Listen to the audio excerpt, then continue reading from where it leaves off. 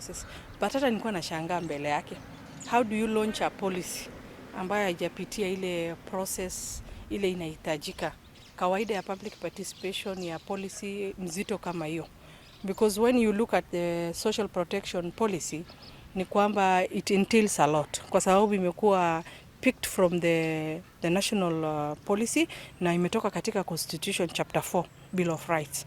Kwa sababu iko na pillars in social services, social promotion, social health protections, iko na pillars. And then within the pillars specify the target audience, women and maternal health, health promotions, inaongea kuhusu social services. Kwa hivyo it is widen. Ni kitu ambayo inataka mazungumzo zaidi kutoka wananchi kwanza, so that at least wakati inafika kwa assembly wanairectify katika lugha ya kisheria, ndo ikuwe na the first tabling, the first discussion, the first reading, so that at least ile policy itakuwa kama public participation yetu ile mbele ambayo ilikuja ikakuwa shallow, ikawa inarudi kukua redrafted.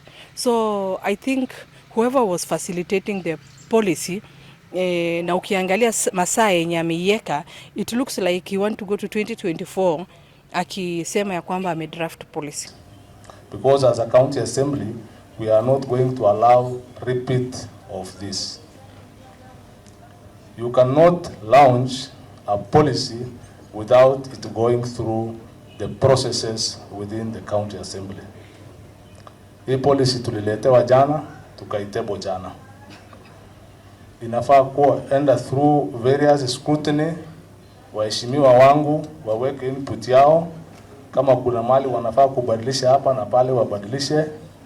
Ndio sasa ikiwa imepitizwa na county assembly, governor ana assent to it, ndio inakuwa proper policy.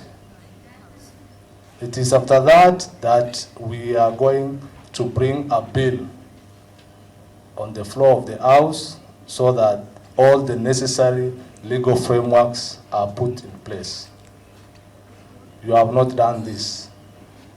But yesterday I consulted my committee ya hii maneno, tukaona kuwa iko hiyo shida, but I said, since this is the first policy ya hii serikali and it touches on the less privileged members of this society, we will allow you to launch this draft policy. This is a draft policy, it's not a policy anyway.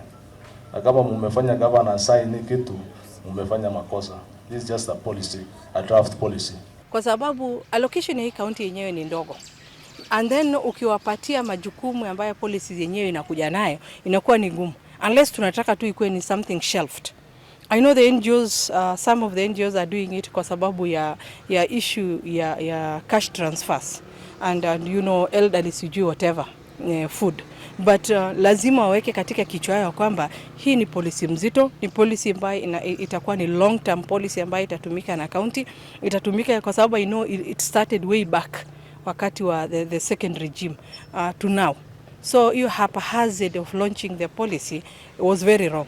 Na anajua na the NGO is not blind or even wezi kusema kwamba hajui. Anajua vizuri ya kwamba the assembly is a legislating organ, ambaye leo hii wao ndio wangetuambia the policy if it is okay for us, because huwezi kuenda kujiwekea policy ambayo inakuumiza baadaye tena.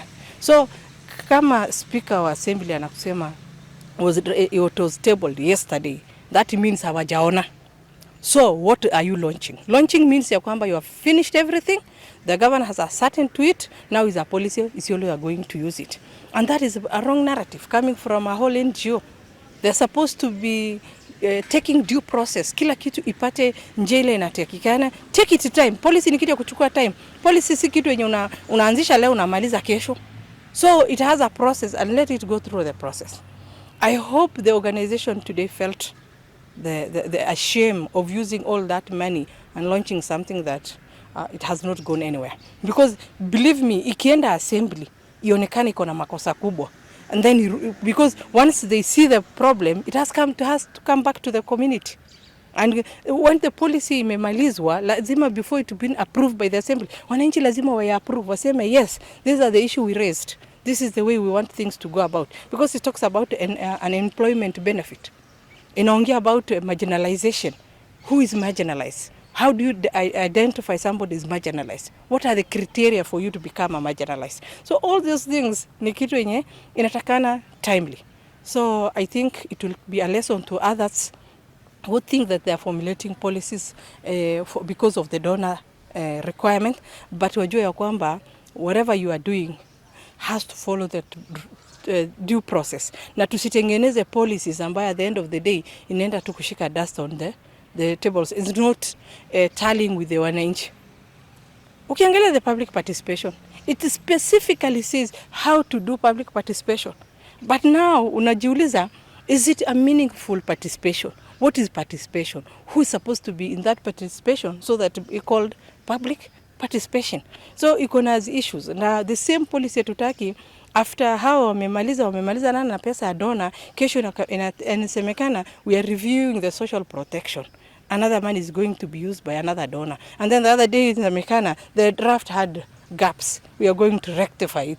And then mwingine akuja sema, it has not been per the PFM Act. So it need rectification. And then baadaye usikia kwamba the county, what are their responsibility this policy? And then unaambia kitu kingine. And I think it is wrong for the speaker to say one and then the deputy governor to say, it's not the work of a deputy governor to say if the policy is okay. It is not his work. The work belongs to the assembly. And the member of assembly walikuwa nakaa kama the thing imetoka binguni. It was a surprise to them. And it's very shameful. And we don't want to see such a thing coming from an NGO. A political class can do their shenanigans, but from an NGO that knows the laws, because wale wenye wameandikwa pale wanajua, si watu wenye wametoka jikoni. They know. Let them do what they did today. It's very shameful. Actually, kama assembly jaona is a draft. Ni mapendekezo. Imepelekwa kwao. It's not a policy. Today we were launching a policy. That means when we launch a policy, means you are finished, that is a book. But to the assembly, they have not seen it. It's a draft. It is there to be amended, to be added, and to be subtracted. So to them, it's not a policy. To them, is a document yenye imeletwa mapendekezo. They shall go through it. Waifangalia one by one. Ni nini? Inaongea kwa sababu these people are elected by the people. So they know their people more than the NGO. The NGO ni watu wa kuletwa. They don't know what is happening in Isiolo. But these elected leaders know what is happening in Isiolo. And that is why the speaker said, call it a draft. Don't call it a policy, because it is subject to amendment. Because ikifika kwa assembly, unless Kiswahili itapigwa leo usiku, waende wapige rubber stamp hata hawa. But if by the language of the speaker we go to it, it's subject to what? Plus and minus.